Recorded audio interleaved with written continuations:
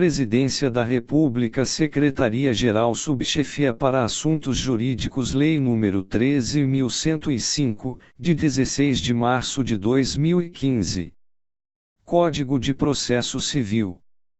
Título 4 do Juiz e dos Auxiliares da Justiça. Capítulo I dos Poderes, dos Deveres e da Responsabilidade do Juiz. Art. 139.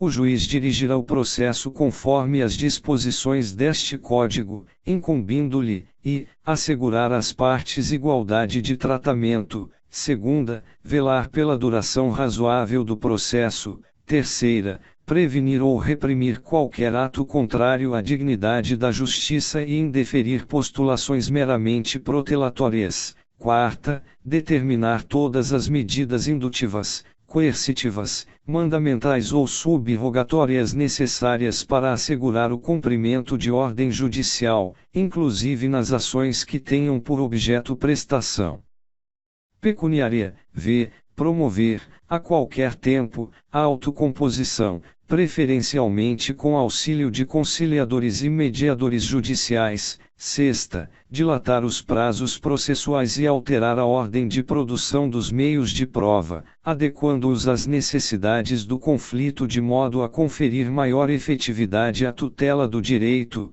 Sétima, exercer o poder de polícia, requisitando, quando necessário, força policial, além da segurança interna dos fóruns e tribunais. Oitava, determinar, a qualquer tempo, o comparecimento pessoal das partes, para inquiri-las sobre os fatos da causa, hipótese em que não incidirá a pena de confesso. Nona, determinar o suprimento de pressupostos processuais e o saneamento de outros vícios processuais. X. Quando se deparar com diversas demandas individuais repetitivas, oficiar o Ministério Público, a Defensoria Pública e, na medida do possível, outros legitimados a que se referem o art. 5º da Lei nº 7.347, de 24 de julho de 1985. E o art. 82 da Lei nº 8.078, de 11 de setembro de 1990, para, se for o caso, promover a propositura da ação coletiva respectiva. Parágrafo único. A dilação de prazos prevista no inciso 6º somente pode ser determinada antes de encerrado o prazo regular. Art. 140. O juiz não se exime de decidir sob a alegação de lacuna ou obscuridade do ordenamento jurídico. Parágrafo único. O juiz só decidirá por equidade nos casos previstos em lei. Art. 141. O juiz decidirá o mérito nos limites propostos pelas partes, sendo-lhe vedado conhecer de questões não suscitadas a cujo respeito a lei exige iniciativa da parte. Art. 142. Convencendo-se, pelas circunstâncias, de que autor e réu se serviram do processo para praticar ato simulado ou conseguir fim vedado por lei, o juiz proferirá decisão que impeça os objetivos das partes, aplicando, de ofício, as penalidades da litigância de má-fé. Art. 143. O juiz responderá, civil e regressivamente, por perdas e danos quando, e, no exercício de suas funções, proceder com dolo ou fraude. Segunda, recusar, omitir ou retardar, sem justo motivo, providência que deva ordenar de ofício ou a requerimento da parte. Parágrafo único.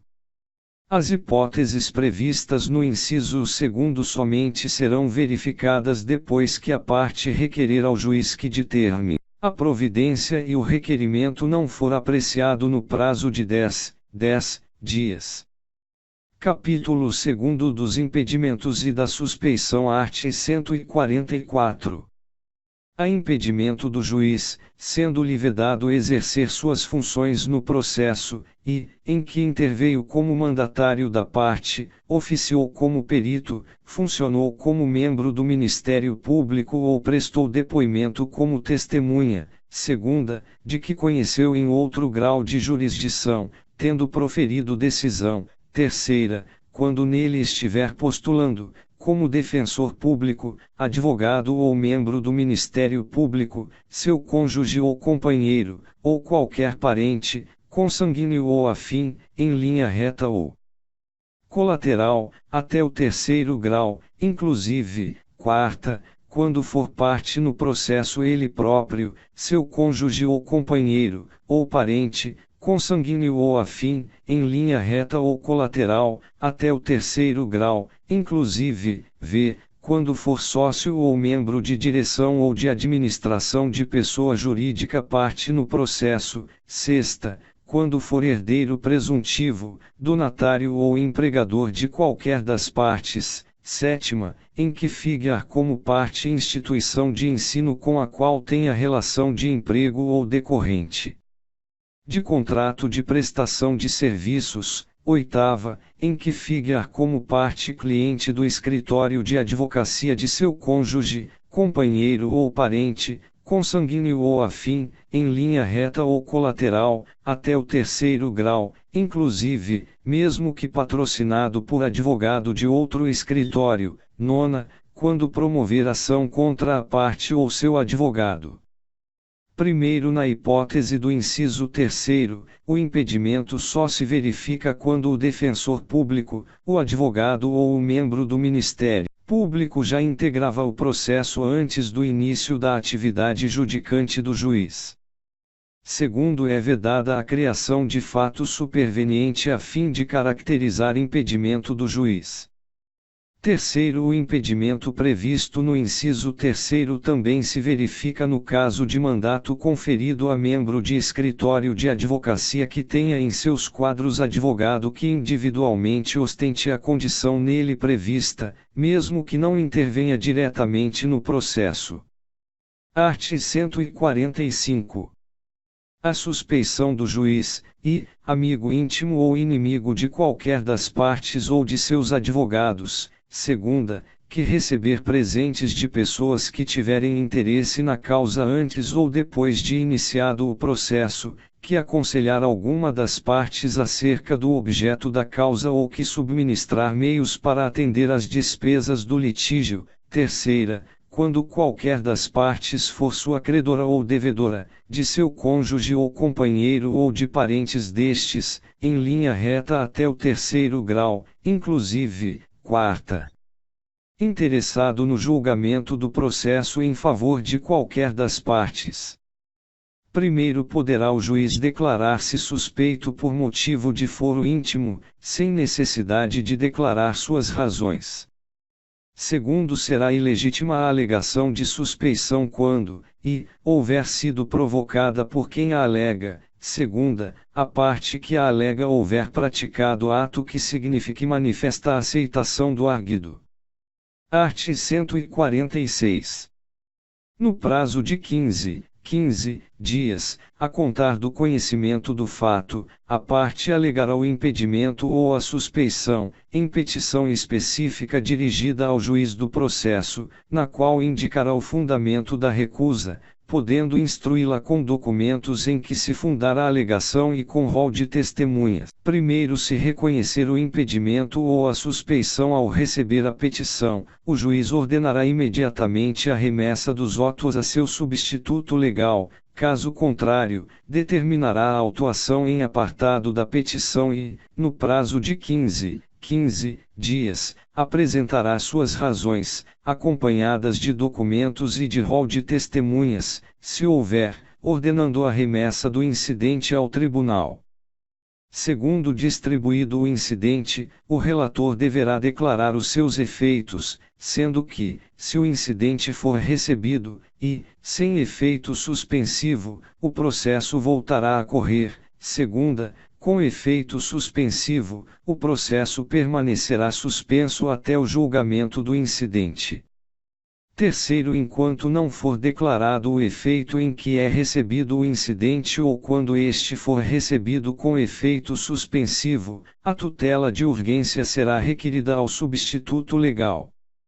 Quarto, verificando que a alegação de impedimento ou de suspeição é improcedente, o tribunal rejeitá-la. Quinto, acolhida a alegação, tratando-se de impedimento ou de manifesta suspeição, o tribunal condenará o juiz nas custas e remeterá os autos ao seu substituto legal, podendo o juiz recorrer da decisão. Sexto, reconhecido o impedimento ou a suspeição, o tribunal fixará o momento a partir do qual o juiz não poderia ter atuado. Sétimo, o tribunal decretará a nulidade dos atos do juiz, se praticados quando já presente o motivo de impedimento ou de suspeição. Art. 147. Quando dois ou mais juízes forem parentes, consanguíneos ou afins, em linha reta ou colateral, até o terceiro grau, inclusive, o primeiro que conhecer do processo impede que o outro nele atue, caso em que o segundo se escusará, remetendo os autos ao seu substituto legal. Art. 148. Aplicam-se os motivos de impedimento e de suspeição, e, ao membro do Ministério Público. Segunda, aos auxiliares da Justiça. Terceira, aos demais sujeitos imparciais do processo. Primeiro, a parte interessada deverá arguir o impedimento ou a suspeição, em petição fundamentada e devidamente instruída, na primeira oportunidade em que lhe couber falar nos autos. Segundo, o juiz mandará processar o incidente em separado e sem suspensão do processo, ouvindo o arguido no prazo de 15 dias e facultando a produção de prova, quando necessária. Terceiro, nos tribunais, a arguição a que se refere o primeiro será disciplinada pelo regimento interno. Quarto, o disposto nos primeiro e segundo não se aplica à arguição de impedimento ou de suspeição de testemunha. Capítulo 3 dos Auxiliares da Justiça. Art. 149. São auxiliares da Justiça, além de outros cujas atribuições sejam determinadas pelas normas de organização judiciária, o escrivão, o chefe de secretaria, o oficial de justiça, o perito, o depositário, o administrador, o intérprete, o tradutor, o mediador, o conciliador judicial, o partidor, o distribuidor, o contabilista e o regulador de avarias. Seção e do escrivão, do chefe de secretaria e do oficial de justiça. Art. 150. Em cada juízo haverá um ou mais ofícios de justiça, cujas atribuições serão determinadas pelas normas de organização judiciária.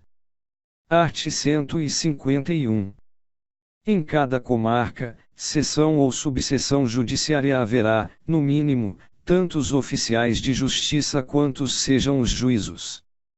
Art. 152.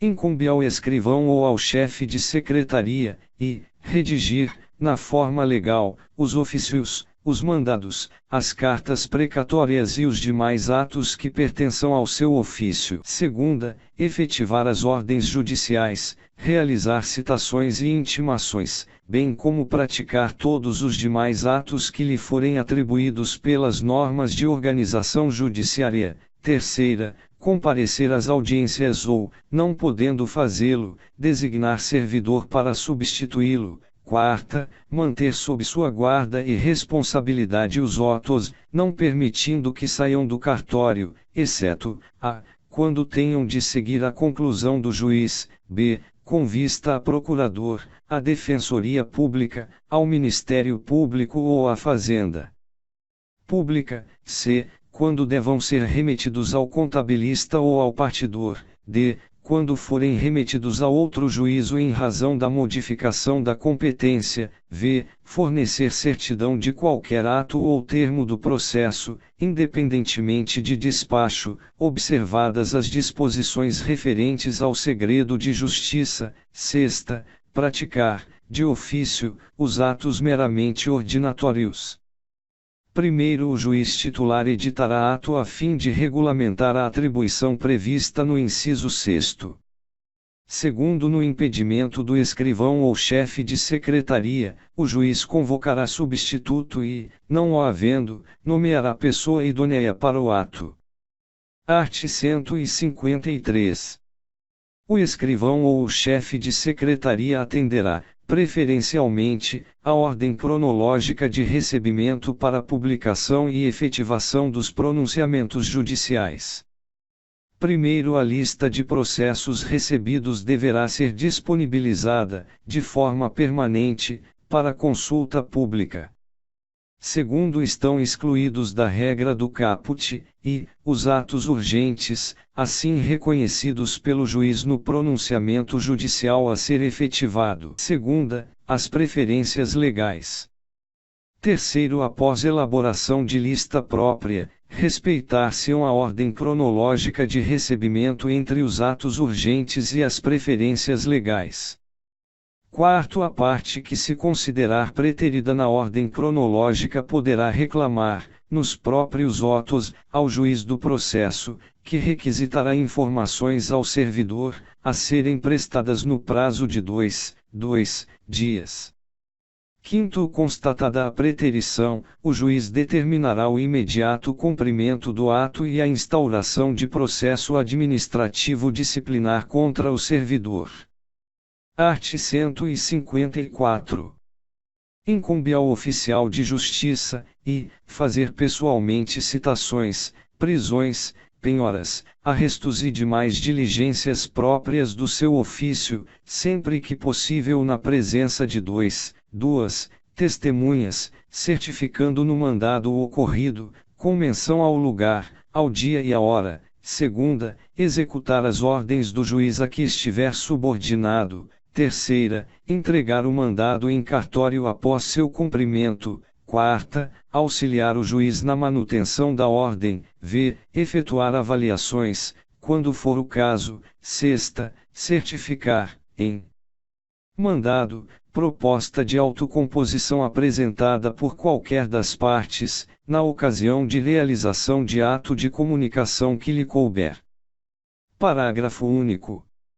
Certificada a proposta de autocomposição prevista no inciso 6º, o juiz ordenará a intimação da parte contrária para manifestar-se, no prazo de 5 dias, sem prejuízo do andamento regular do processo, entendendo-se o silêncio como recusa. Art. 155. O escrivão, o chefe de secretaria e o oficial de justiça são responsáveis, civil e regressivamente, quando, sem justo motivo, se recusarem a cumprir no prazo os atos impostos pela lei ou pelo juiz a que estão subordinados. Segunda, praticarem ato nulo com dolo ou culpa. Seção 2ª do perito art. 156. O juiz será assistido por perito quando a prova do fato depender de conhecimento técnico ou científico.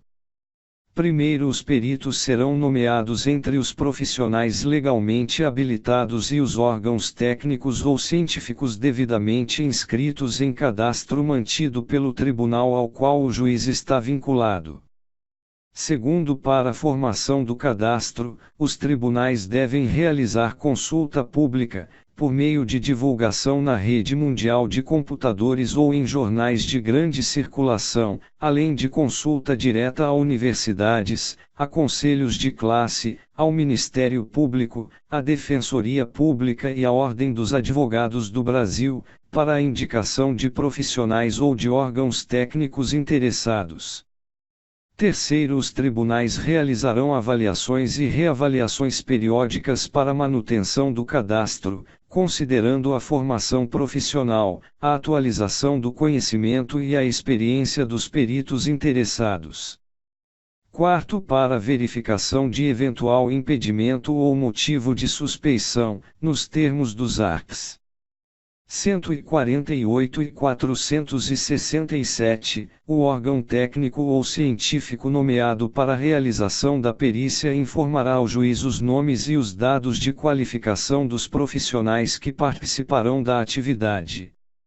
Quinto, na localidade onde não houver inscrito no cadastro disponibilizado pelo tribunal, a nomeação do perito é de livre escolha pelo juiz e deverá recair sobre profissional ou órgão técnico ou científico comprovadamente detentor do conhecimento necessário à realização da perícia. Art. 157. O perito tem o dever de cumprir o ofício no prazo que lhe designar o juiz, empregando toda a sua diligência, podendo escusar-se do encargo alegando motivo legítimo. Primeiro, a escusa será apresentada no prazo de 15 dias, contado da intimação, da suspeição ou do impedimento supervenientes, sob pena de renúncia ao direito a alegá-la. Segundo, será organizada a lista de peritos na vara ou na secretaria, com disponibilização dos documentos exigidos para a habilitação à consulta de interessados, para que a nomeação seja distribuída de modo equitativo, observadas a capacidade técnica e a área de conhecimento. Art. 158.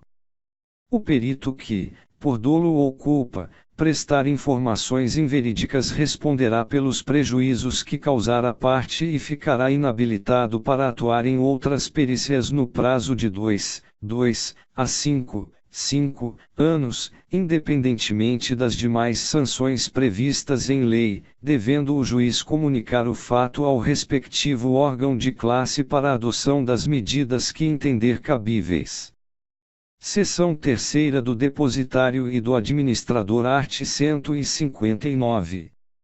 A guarda e a conservação de bens penhorados, arrestados, sequestrados ou arrecadados serão confiadas a depositário ou a administrador, não dispondo a lei de outro modo.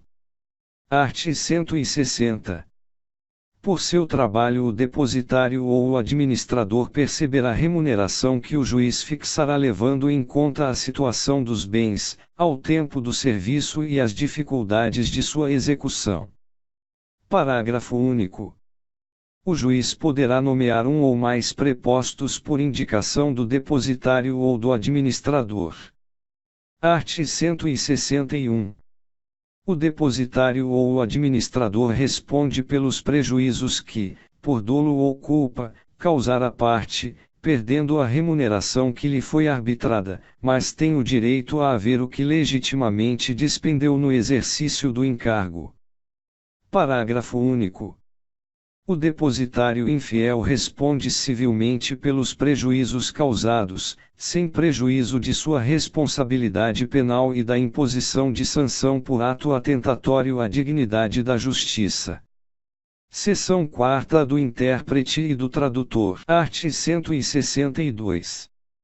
O juiz nomeará intérprete ou tradutor quando necessário para, traduzir documento redigido em língua estrangeira. Segunda, verter para o português as declarações das partes e das testemunhas que não conhecerem o idioma nacional. Terceira, realizar a interpretação simultânea dos depoimentos das partes e testemunhas com deficiência auditiva que se comuniquem por meio da língua brasileira de sinais, ou equivalente, quando assim for solicitado.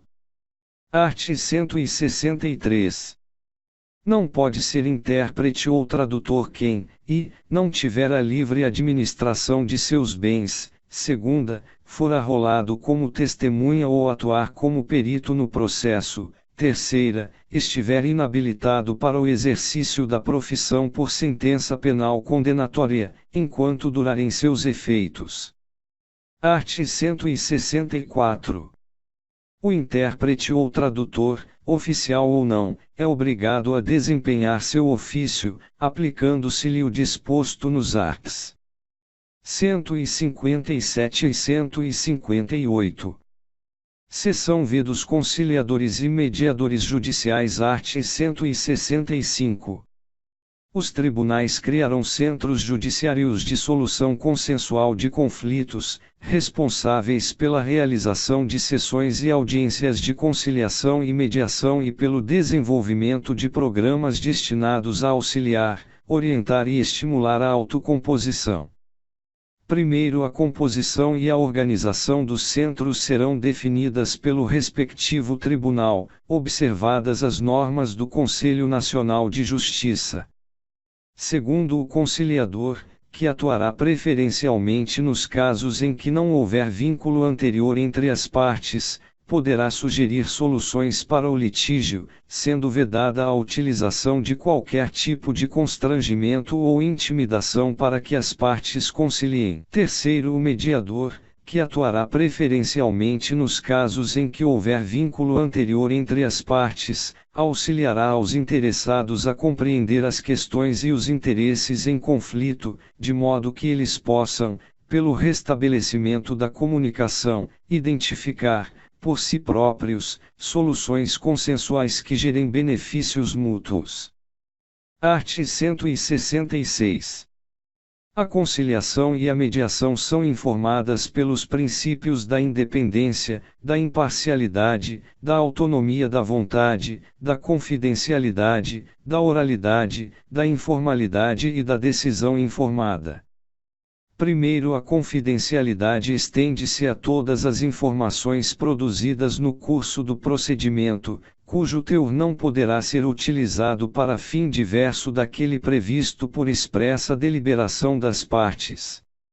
Segundo, em razão do dever de sigilo, inerente às suas funções, o conciliador e o mediador, assim como os membros de suas equipes, não poderão divulgar ou depor acerca de fatos ou elementos oriundos da conciliação ou da mediação.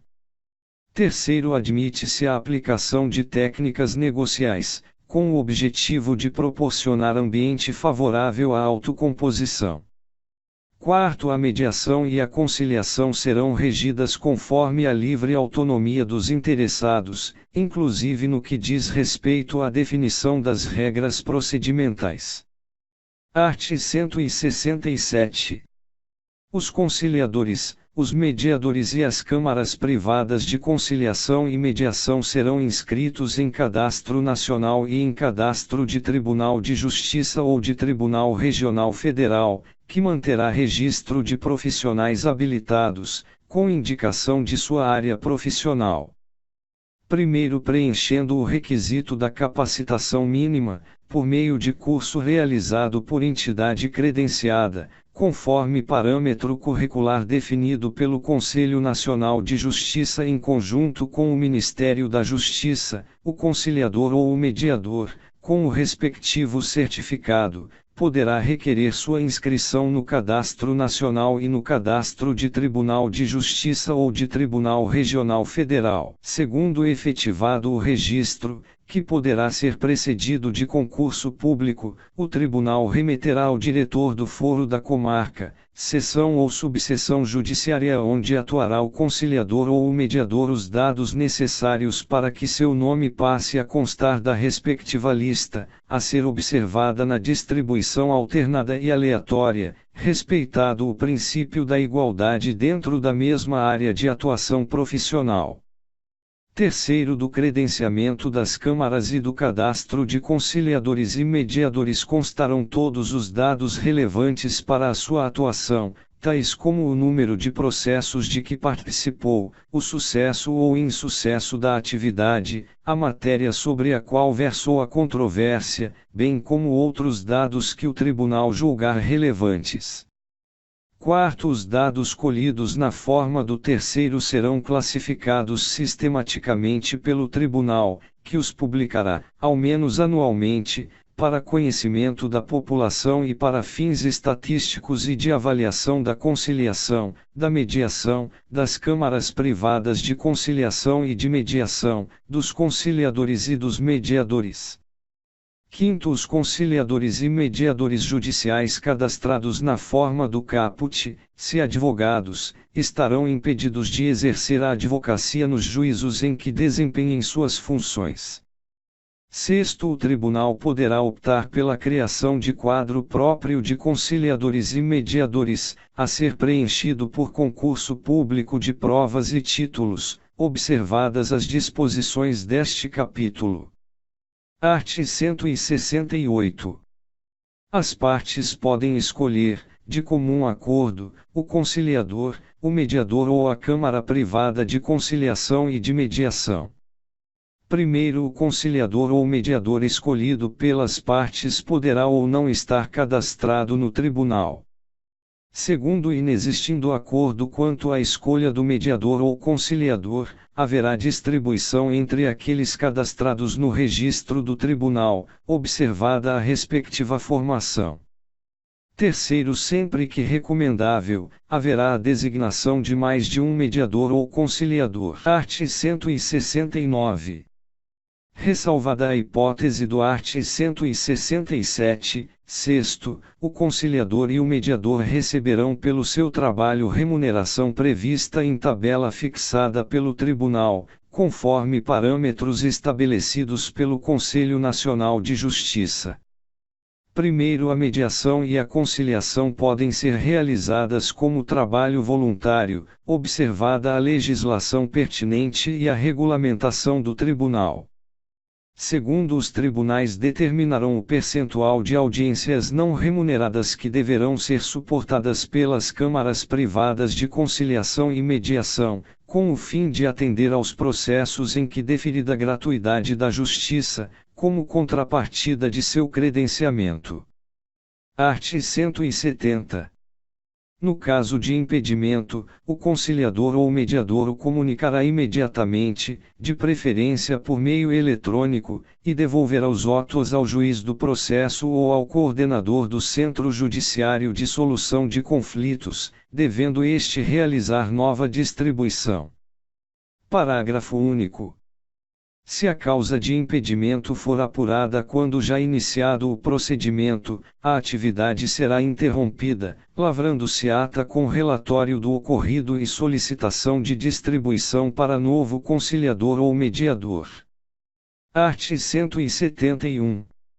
No caso de impossibilidade temporária do exercício da função, o conciliador ou mediador informará o fato ao centro, preferencialmente por meio eletrônico, para que, durante o período em que perdurar a impossibilidade, não haja novas distribuições. Art. 172.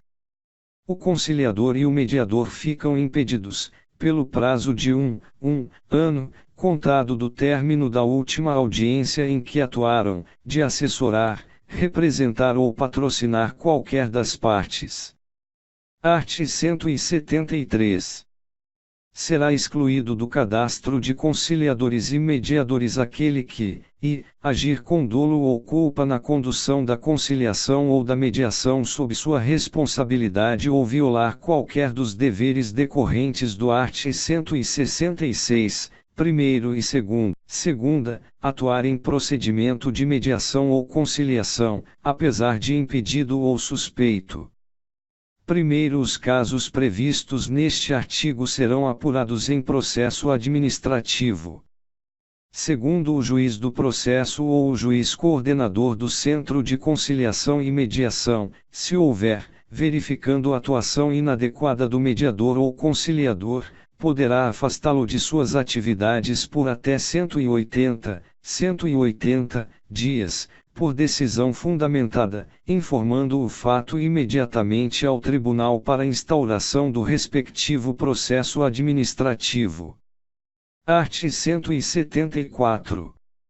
A União, os Estados, o Distrito Federal e os municípios criarão câmaras de mediação e conciliação, com atribuições relacionadas à solução consensual de conflitos no âmbito administrativo, tais como, dirimir conflitos envolvendo órgãos e entidades da administração pública. Segunda, avaliar a admissibilidade dos pedidos de resolução de conflitos, por meio de conciliação, no âmbito da administração pública. Terceira, promover, quando couber, a celebração de termo de ajustamento de conduta. Art. 175. As disposições desta seção não excluem outras formas de conciliação e mediação extrajudiciais vinculadas a órgãos institucionais ou realizadas por intermédio de profissionais independentes, que poderão ser regulamentadas por lei específica. Parágrafo único. Os dispositivos desta seção aplicam-se, no que couber, às câmaras privadas de conciliação e mediação. Título V do Ministério Público, art. 176. O Ministério Público atuará na defesa da ordem jurídica, do regime democrático e dos interesses e direitos sociais e individuais indisponíveis. Art. 177. O Ministério Público exercerá o direito de ação em conformidade com suas atribuições constitucionais. Art. 178. O Ministério Público será intimado para, no prazo de 30 dias, intervir como fiscal da ordem jurídica nas hipóteses previstas em lei ou na Constituição Federal e nos processos que envolvam, interesse público ou social, segunda, interesse de incapaz, terceira, litígios coletivos pela posse de terra rural ou urbana. Parágrafo único. A participação da fazenda pública não configura, por si só, hipótese de intervenção do Ministério Público. Art. 179. Nos casos de intervenção como fiscal da ordem jurídica, o Ministério Público, terá vista dos autos depois das partes, sendo intimado de todos os atos do processo. Segunda, poderá produzir provas, requerer as medidas processuais pertinentes e recorrer.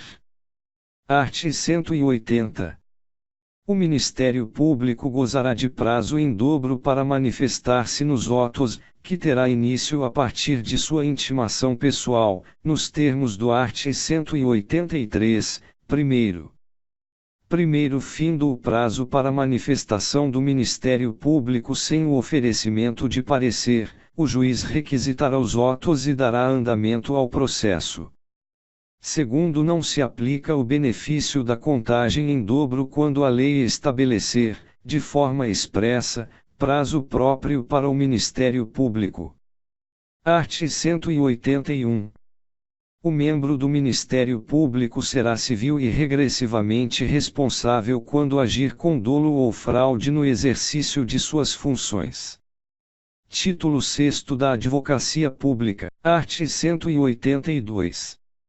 Incumbe à Advocacia Pública, na forma da lei, defender e promover os interesses públicos da União, dos Estados, do Distrito Federal e dos municípios, por meio da representação judicial, em todos os âmbitos federativos, das pessoas jurídicas de direito público que integram a administração direta e indireta.